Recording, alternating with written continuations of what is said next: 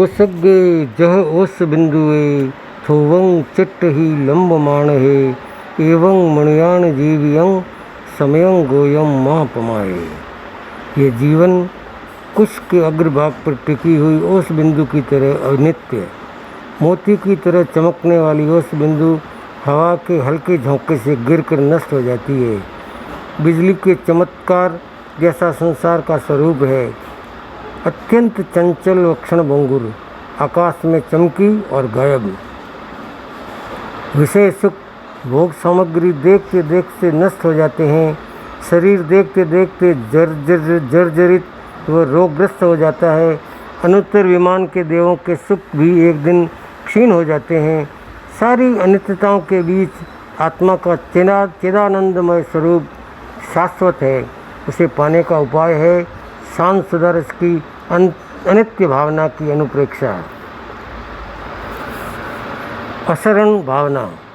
हमारे स्वजन कितना प्रेम करते हैं, हमारे हित का हर समय चिंतन करते हैं, हमारे बिना वे जी भी नहीं सकते ऐसी भावना रखते हैं, परंतु मौत के बिस्तर पर पड़े हुए हमें वे स्वजन बचा नहीं सकते। यही अशरणता है। सभी को मरना है, ये जितना वास्तविक सत्य है, उतना ही मुझे मरना नहीं है, जीना है, ऐसी जिजीविषा हर व्यक्ति रखता है। क्रूर यमराज जब गला दबाता है तो व्यक्ति दीनहीन बनकर चारों दिशाओं में शरण की याचना करता है। अतुल बली राजा व सम्राट भी मौत से बच नहीं पाता। अरबों की संपत्ति देकर भी सिकंदर अपने आप को बचा नहीं सका। क्षण क्षण मृत्यु के भय से असहाय व लाचार बनी आत्मा को एक ही शरण है, धर्म। धर्म की शरण ही शांत रस मिलाकर निर्मोही बनाता है। कौन किसका साथ निभाता है, पुतलियां तक फिर जाती है बाद मरने के। संसार भावना। कभी तू अपनी संपत्ति के अभिमान में मस्त रहता है, कभी दरिद्रता के से में दीन बन जाता है। यह सब कर्मों के अधीन है। हर एक जन्म में नए नए रूप धारण करता है। वह संसार के रंगमंच पर कई प्रकार के अभिनय करता है। सुख के दिनों में पारावार प्रेम दिखाने वाला परिवार विपत्ति में कैसी त्रासदी देता है, जरा शांति से विचार कर। बिल्ली जब पास आती है तो पिंजरे में कैद पक्षी धर थर काँपता है और पिंजरे से छूटकर भागने का प्रयत्न करता है। ऐसे ही मनुष्य देह में कैद व्यक्ति जब मृत्यु को सामने देखता है तो आकुल व्याकुल बनकर मृत्यु से भागने की कोशिश करता है, परंतु वह कर्मों की डोर से बंधा हुआ पिंजरे में कैद रहता है। ना हंग बालो न वृद्धो हंग न युतेन पुद्गले न मे मृत्यु कुतो भित्तिर न मे व्याधि कुतो व्यथा। एकत्व भावना। मैं अकेला हूँ, यह अनिश्चनीय व अस्वीकार्य सनातन सत्य है। मैं अकेला जन्मता हूँ, अकेला ही मरता हूँ, मेरे साथ कोई नहीं मरता। मैं अकेला ही कर्मों को बांधता हूँ और उन कर्मों के परिणामों को अकेला ही भोगता हूँ। नालंग तेव तो ताणाय वा शरणाय वा तुमम पिते सिंह नालंग ताणाय वा शरणाय वा। सोना कैसे पैदा होता है? खदान में वर्षों तक मिट्टी से मिला पड़ा रहता है। सभी उसे मिट्टी ही समझते हैं, सोना कोई नहीं। परंतु वही जब रिफाइंड होकर शुद्ध स्वरूप में प्रकट होता है तो उसे कोई छोड़ता नहीं है। हमारी आत्मा में कर्मों की मिट्टी लगने से अशुद्ध नज़र आती है, परंतु वही जब कर्म मुक्त बन जाती है तो परमात्मा परमेश्वर निरामय स्वरूप हो जाती है। पथि पथि विविध पथ पथ कैसे कुरुसेक प्रतिबंधम निज निज कर्म वसे सजने से किंकुर से ममता बंधम। दुनिया एक धर्मशाला है। चारों दिशाओं से मुसाफिर आकर यहाँ मर्यादित समय में रहते हैं। अपना समय पूरा होने पर हर मुसाफिर विदा हो जाता है। किसके साथ ममता का बंधन करें? हे आत्मन, विचार कर, इस दुनिया में तेरा अपना क्या है? जीवन में कुटुंब, घर, धन, दौलत इकट्ठी की, अंत समय में इसमें से क्या तेरे साथ जाएगा? घास का एक तिनका भी अगले जन्म में तेरे साथ नहीं जाएगा। तेरे कल कारखाने, धन की तिजोरी, कार, बंगला व परिवारिक जन सभी पीछे रह जाएंगे और तुझे अपनी ही जन शमशान में जला देंगे। दुनिया में रहता हूँ मगर दुनिया का तलबगार नहीं, बाजार से गुजरा हूँ मगर खरीदार नहीं। इस प्रकार संसार में अनासक्त भाव से जी और शाश्वत तत्व आत्मा की आराधना कर। अशुचि भावना। इस काया को कितना ही स्वादिष्ट व सुगंधित पदार्थ खिलाओ पर परिणाम मलमूत्र बन जाता है। इस शरीर से बारह व 9 छिद्रों से सतत अशुचि पदार्थ बहते रहते हैं। इस शरीर को कितना ही नहाओ धुलाओ, सुंदर अलंकारों से सुसज्जित करो, परंतु वह अपनी मलिनता नहीं छोड़ता।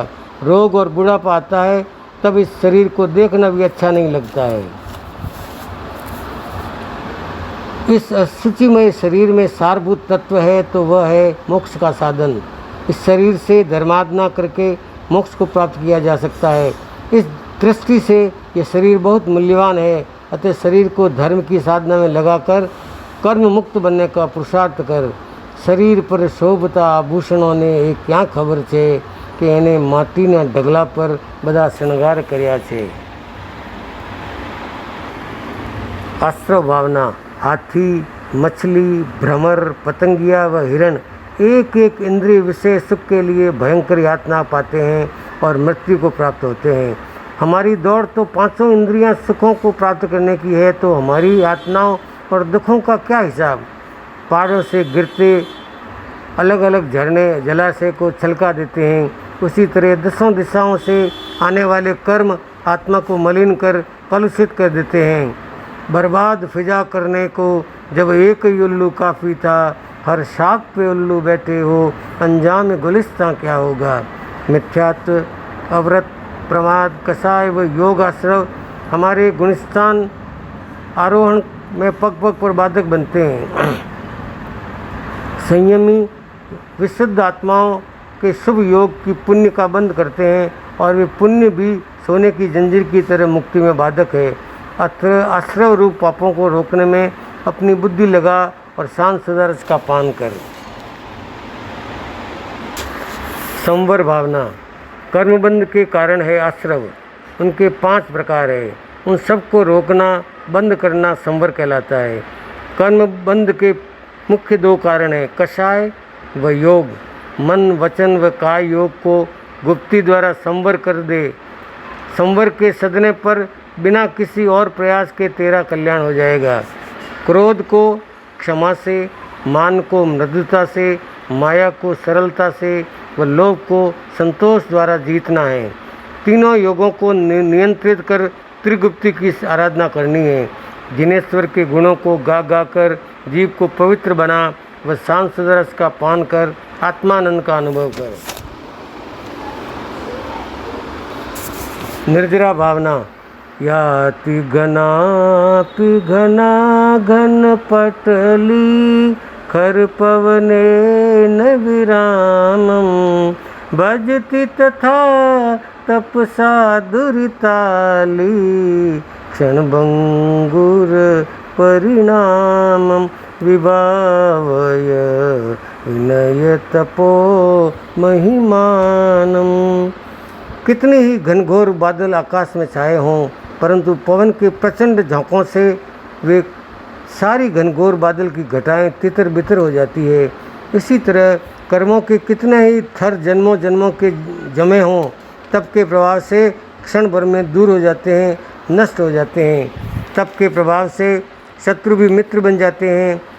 तप से ताप समन होता है, पाप नष्ट होता है, मन प्रफुल्लित होता है, मोह का निवारण होता है, मोक्ष प्राप्ति का हेतु बनता है। तप कर्म रोग का औषध है।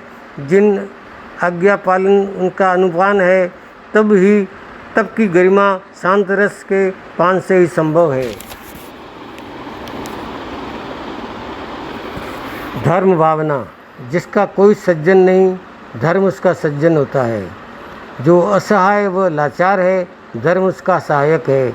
ऐसे बंधुजन समान धर्म को जो ठुकराता है उसके नसीब में भवरूपी जंगल में भटकाव के सिवाय कुछ नहीं बचता है। जगत में सभी व्यवस्थित धर्म के प्रभाव से हो रहा है।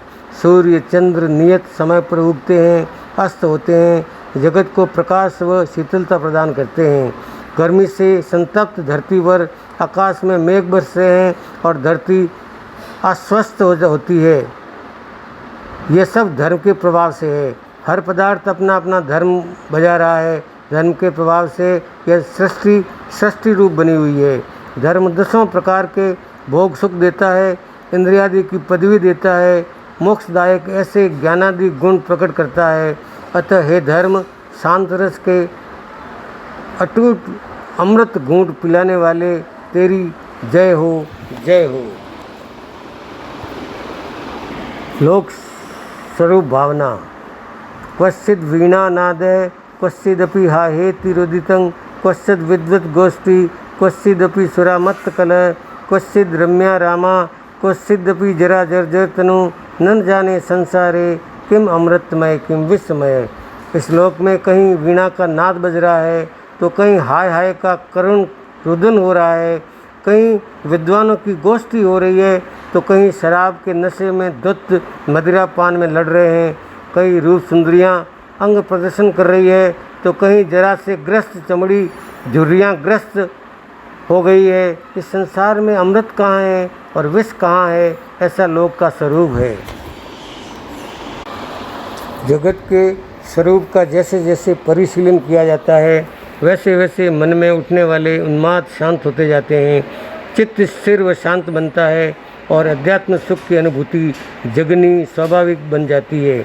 अतः लोक के स्वरूप का बार बार चिंतन कर कहाँ सात नारकी के दारुणी दुख और कहाँ अनुत्तर देवों के भौतिक सुख, गजब है चद्य रज्जु लोक का स्वरूप। बहुत ही दुर्लभ भावना। 84 लाख जीवा योनि में बार बार जन्म मरण किया है। किस योनि में धर्म की बात सुनने को आई? धर्म की बात सिर्फ और सिर्फ मनुष्य भव में ही प्राप्त हुई है। पक्षी को उड़ाने में समुद्र में फेंका हुआ चिंतामणि रत्न कदाच वापस मिल जाए, परंतु एक बार खोई हुई बोधि वापस मिलनी असंभव है। अतः हे जीव, बोधि प्राप्त करने का प्रयत्न कर, आत्म के हित को स्वीकार व आत्मा की अनंत शक्ति को जगाकर दुर्गति को टालने का प्रयास कर। चक्रवर्ती के भोजन की तरह मानव बहुत दुर्लभ है। आर्य देश में जन्म, धर्म श्रवण, धर्म श्रद्धा व धर्म में पराक्रम उत्तरोत्तर दुर्लभ है। बहुत से लोग तो स्थूल शरीर व उसकी उपलब्धियों में ही अटक जाते हैं। अति दुर्लभ सम्यक्त बोधि रत्न उपलब्ध हुआ है। अतः उपशम की साधना कर, शांत रस का पान कर, यही श्रेष्ठ इलाज है। मध्यस्थ भावना। कोई सूत्र का उत्सूत्र करता है, दूध के बदले पेशाब पीता है, हम क्या कर सकते हैं? जिसकी जैसी गति वैसी ही मति बनती है। किसी की भी भविष्यता को रोका नहीं जा सकता। अतः समता रख, माया जाल को समेट, पुद्गल की अधीनता को त्याग, क्योंकि आयुष्य बहुत अल्प है। इस लोक में अगणित लोग, सभी की प्रकृति भिन्न, अपने अपने धर्मों के बद्ध, कर्मों से बद्ध, अपने अपने विचार, अलग अलग आचरण। बुद्धिमान किसके साथ रुष्ट हो, किसके साथ तुष्ट हो। वस्तुतः प्रिय अप्रिय संयोगों में संतुलन रखकर मध्यस्थ भाव का विकास ही शेष कर है।